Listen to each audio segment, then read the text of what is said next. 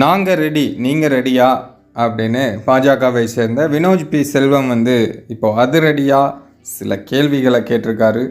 அதுதான் இப்போது அரசியல் வட்டாரங்களில் பரபரப்பாக போயிட்டுருக்கு. அவர் என்ன சொல்கிறார் அப்படின்னா, தமிழ்நாட்டில் ஹிந்தி திணிப்பு இருந்தால் அதற்கு எதிராக போராட பாஜக தலைவர்கள் நாங்கள் தயார். முதல்வர் குடும்பம், அமைச்சர்கள், திமுக மாவட்ட செயலாளர்கள் நடத்தக்கூடிய சிபிஎஸ்இ பள்ளிகளின் வாசல்களில் இருந்துதான் ஆர்ப்பாட்டத்தை தொடங்குவோம். அதில் எத்தனை திமுகவினர் கலந்து கொள்ள தயார் அப்படின்னு அவர் ஒரு கேள்வி கேட்டிருக்காரு. இப்படி கேட்டால் எப்படி, இதை பார்த்து திமுக காரங்க நிறைய பேர் தெரிச்சு ஓடிடுவாங்களே அப்படின்னு இப்போ சோசியல் மீடியாக்களில் நெட்டிசன்கள்லாம் கருத்து சொல்லிட்டு இருக்காங்க. அது ஒரு பக்கம் இருக்க, நம்ம விஜய் அவர்களையும் தமிழிசை அவர்கள் பயங்கரமான ஒரு தாக்கியிருக்காங்க. அதில் தமிழிசை அவர்கள் என்ன சொல்கிறாங்க அப்படின்னா, தனது படங்களை 3 மொழிகளில் வெளியிடும் விஜய் மும்மொழிக் கொள்கையை எதிர்க்கலாமா?